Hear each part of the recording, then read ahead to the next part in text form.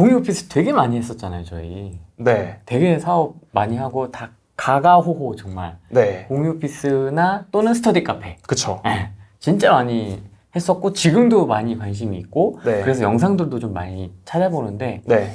아까 이제 잠깐 얘기를 해주셨는데 창고보다는 조금 비용이 더 들어갑니다, 평당. 맞아요. 예. 비용이 조금 더.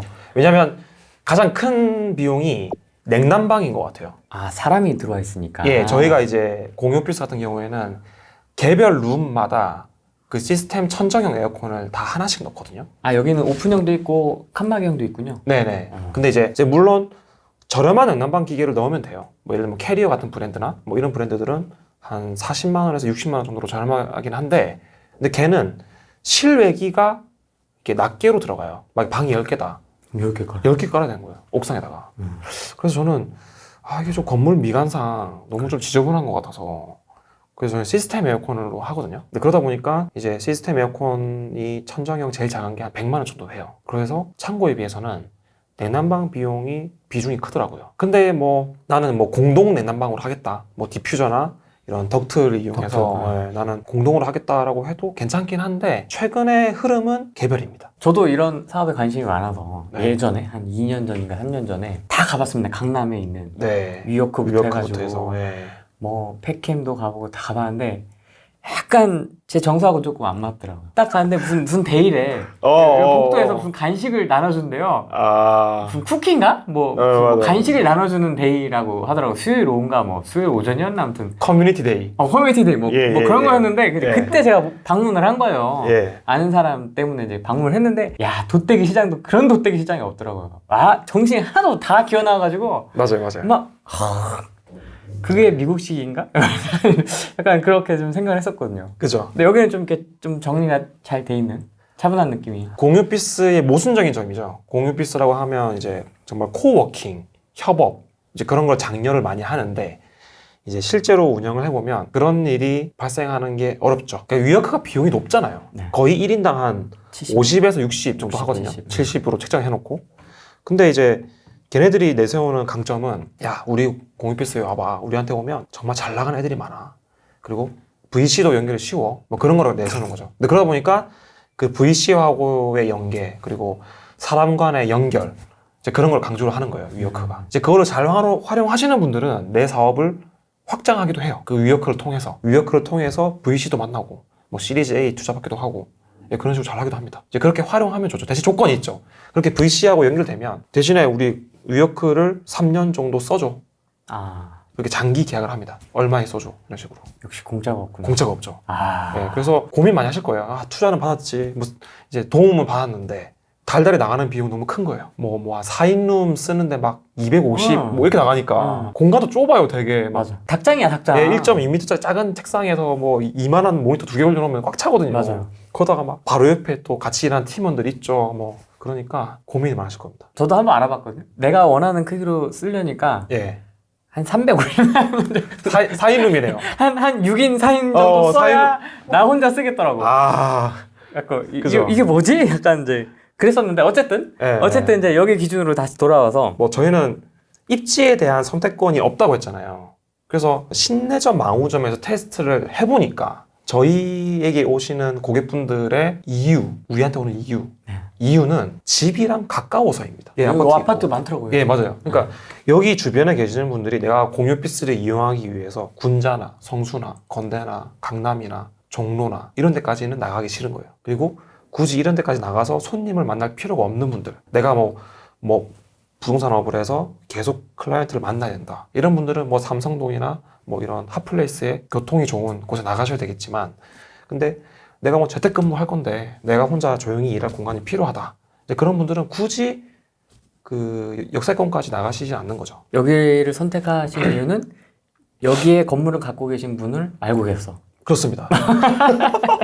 근데 이제 결과적으로는 저희의 이 스타트가 굉장히 좀 약간 뭐 아마추어 같죠, 사실. 아마추어인데 결국에는 저희가 스타트했던 이 방식 때문에 공시를 해결을 못 하시는 분들이 연락이 많이 오십니다. 입지가 안 좋은 분들이 저희 쪽에 연락이 많이 오세요. 그럼 여기 주 고객층은 누굽니까? 다양하신데요. 시험을 준비하는 분들부터 시작을 해서 뭐 공시생 분들부터 부터 시작해서 이 주변에 있는 혼자 일하시는 모든 분들은 다 관심을 가지십니다. 그런 것 같아요. 업종은 제가 개인적으로 제가 전공이 디자인이다 보니까 제가 처음에 여기 시작을 할 때 디자인 하는 친구들이 많이 오지 않을까? 라는 생각을 했거든요. 근데 아니었어요.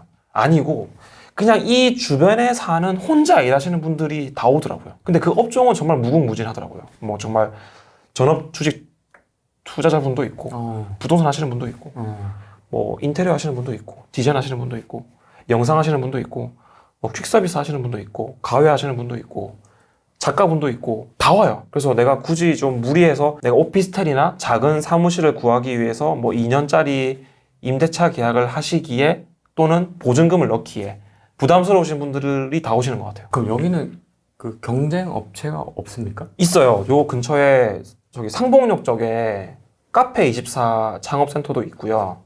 있어요. 있는데 저희 쪽이 조금 저렴합니다. 비용이. 가격이.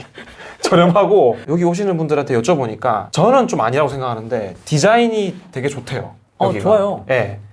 저는 사실 제가 막 이런 위워크 같은 데 가보면 되게 좋잖아요. 라운지. 저도 위워크처럼 되게 멋지게 하고 싶거든요. 되게 비싼 가구 막 갖다 놓고 싶고 막 플랜테리어 막 해놓고 싶고 막 맥주도 막 공짜 막 하고 싶고 한데 근데 이제 여기 오시는 고객분들 만족하십니다. 여기에. 예. 저는 이제 어쨌든 저도 이제 아무래도 디자인을 전공하다 보니까 제가 목표점이 높잖아요. 저비용으로 굉장히 높은 퀄리티의 디자인을 하고 싶어하는 저의 이 욕심이 고객분들에게는 또 이렇게 장점으로 다가가는 것 같습니다. 그럼 여기는 몇 명 정도 지금 이용하고 계세요? 지금 아마 18분 계실 거예요. 이 지점에. 그래서 매출이 한 550에서 600 정도 나오고 있습니다. 여기 창고 빼고 여기만으로도 계산이 되나요? 순이익이 한 임대인분하고 5대5 하면 한 200이 좀 안 될 거예요. 네. 요 하나로 내 생활을 유지하시기에는 힘드실 거예요. 안정적이라면? 안정적이긴 하죠. 그렇죠. 안정적인 거는 정말 그래요. 네, 매출이 물론 미니 창고보다는 공유 창고보다는 조금 등락폭이 있긴 해요. 공유 오피스가 이렇게 물론 50%? 네 나가는 분이 반이긴 하지만 또 이 지점은 또 잘 안 나가요. 사실 여기 신내점 지점은 또 고객분들이 여기가 제일 좋은가 보다. 한 자리 비었다가 한 자리 찼다가 뭐 두 자리 비었다가 뭐 또 다 찼다가 이제 그런 식입니다. 전체는 그럼 몇 명 정도까지 채울 수 있는? 다 찼어요 지금. 만석입니까? 네, 만석이에요. 여기도? 네네. 저희 웬만한 데는 다 만석이고 만석이 아닌 곳은 뭐 경기도 양평점 그리고 신촌점. 근데 신촌점도 되게 많이 찼죠 이제. 신촌은 이해가 되는데 양평은 왜 하신 거예요? 양평도 말씀드렸지만 저에게 선택권이 없기 때문에 거기 인구 10만 정도인데 거기 아시죠? 네. 양평. 네. 와 근데 지금은 꽤 올라왔어요 매출이. 처음에 정말 한 2년 동안 매출이 200 초반이었거든요. 매출이 순이익 말고 200 초반으로 고생하다가 지금은 한 500을 넘었어요. 양평군에서? 양평군에서. 이게 근데 정말 저희 이름을 말하고 싶은데 저희 이정환 매니저가 고생을 진짜 많이 했어요. 가서 막 멤버분들하고 막 술 먹고 막 여기 매니저님이? 네, 막 밤새고 막 다음날 집에 못 들어가고 막 물론 좋아서 한 거 본인은 좋아했었다 하는데 하여튼 이정환 매니저가 거기서 그 멤버분들하고 거의 친구가 됐어요. 친구처럼 지내면서 하다 보니까 저희 멤버분들이 동네에 있는 또 지인분들을 또 모시고 오더라고요. 이제 그러면서 조금 이제 아니 양평에 이런 데가 있어 이러면서 딱 들어오시는데 그럼 거기는 누가 오세요? 거기는 이용하세요? 근데 거기도 다양해요. 거기도 그 아시겠지만 양평에 그 IT 쪽 사업자가 되게 많거든요. 그 사업체 수를 조사를 해보면 양평 쪽에 IT 업체의 사업자 등록이 되게 많이 돼 있어요. 그래요? 근데 그런 분 개발자분들 많이 오시더라고요. 양평을 너무 무시했다 내가. 양평이 의외로 또 이렇게 일하시는 분들이 많더라고요. 이거 실제로 서울에서 이제 양평으로 이걸 뭐라 그러지? 귀촌이라 하나요? 이렇게 도시를 벗어나서 사는 분들도 되게 많아요. 물론 통계가 정확하진 않지만 저희 공유 오피스에 있는 아마 대부분의 분들이 서울에서 양평으로 이동하신 분들일 거예요. 그러니까 양평의 토박이 분들보다는 서울에 계셨던 분들. 거기가 지금 그렇게 매출이 올라왔을 정도면 뭐. 그렇죠. 근데 굉장히 오래 걸렸죠. 사실은 이거를 건물주하고 동업으로 하지 않으면 사실은 못 버티는 구조죠. 그러니까. 임대료 낼 수 없는 구조예요. 양평은. 그럼 거기도 의뢰가 들어와서 하신 거예요? 그렇죠. 같은 분. 거기도. 여기랑? 네, 같은 분. 그분은 건물이 도대체 뭐 여러 개 있죠. 여러 개 있는데 같은 분이고. 그러면 그분 건물 살 때마다 거기다 하나씩 지원은 돼 있네요. 맞습니다. 네. 임대인분의 전략도 공실이 조금 있는 건물을 매입하시는 게 전략이에요. 약간 저평가되어 있는데 월세가 잘 나오는 건물을 매입하십니다. 근데 부동산을 잘 아시는 분인가 보다. 예, 맞아요.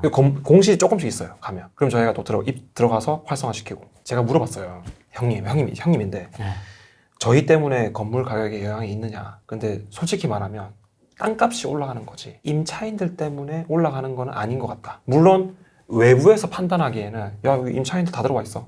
다 차 있어라고 하면 건물을 사는 데에 좀 더 긍정적으로 영향을 주겠지만 그게 공시지가에는 영향을 주지 않는다는 거죠. 그 감정평가를 받았을 때. 예를 들면 저희 2호점에 망우점에 있는 건물 같은 경우에도 뭐 건물 가격이 예를 들어 50억인데 예를 들면 그 건물에 대한 그 자체에 대한 가격은 정말로 낮게 책정되어 있더라고요. 그런 걸로 봐서는 이제 임대인 입장에서는 이 공실을 해결하기 위한 공유피스나 미니 창고나 이런 서비스들이 공실을 해결해줘서 좋긴 하지만 그리고 임대료가 안정적이어서 좋긴 하지만 건물값과 공시지가에는 영향을 주지 않는 것 같다라는 겁니다. 대신에 좋아하시는 거는 뭐냐면 장점은 뭐냐면 매출이 안정적이라는 거예요. 임차인분들이 안 나가고 잘 계셔주시면은 매출이 임대료가 안정적이겠지만 요즘에 또 이렇게 코로나기도 하고 나가시는 분들이 있긴 있어요. 그러다 보니까 뭐 다만 월에 한 200 정도의 매출이라도 200 받다가 갑자기 제로가 돼버리거든요. 나가시면은. 근데 공유오피스나 미니 창고는 200 하다가 나가면은 뭐 195,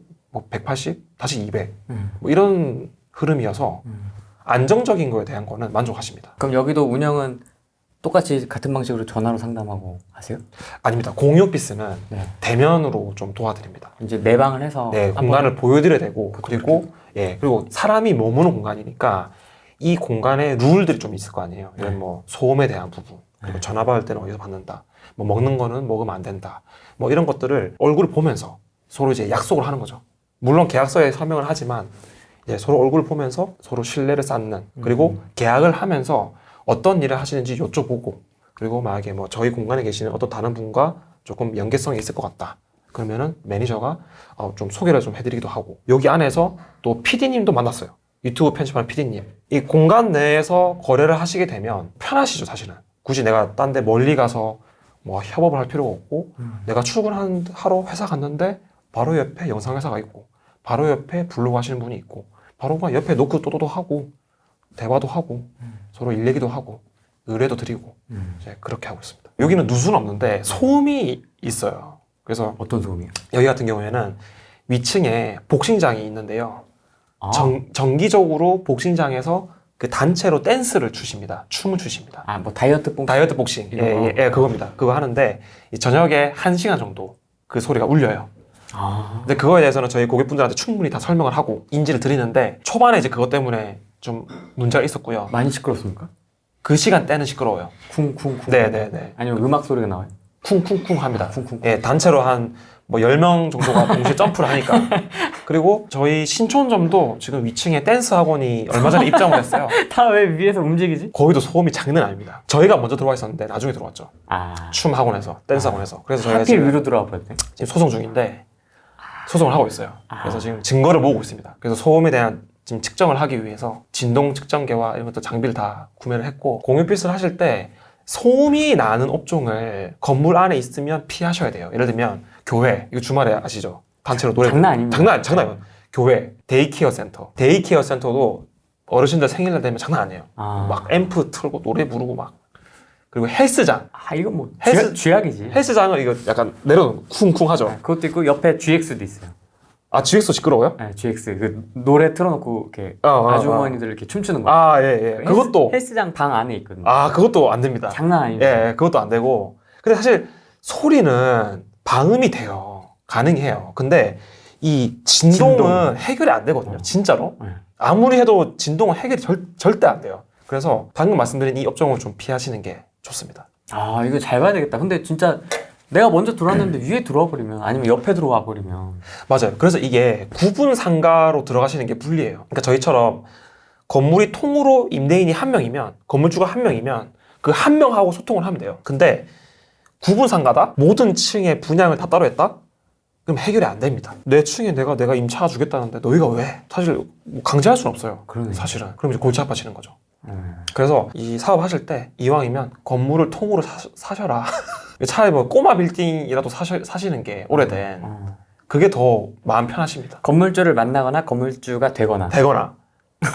그리고 웬만하면 구분상가는 피하시고. 아, 구분상가 피하고. 근데 제가 상담을 많이 했는데 네. 거의 다 구분상가예요. 그러니까요. 네, 현실적으로 아무래도 이제 그런 소음이나 이런 것들을 좀 이렇게 안고 가셔야 되지 않을까 있다고 하면.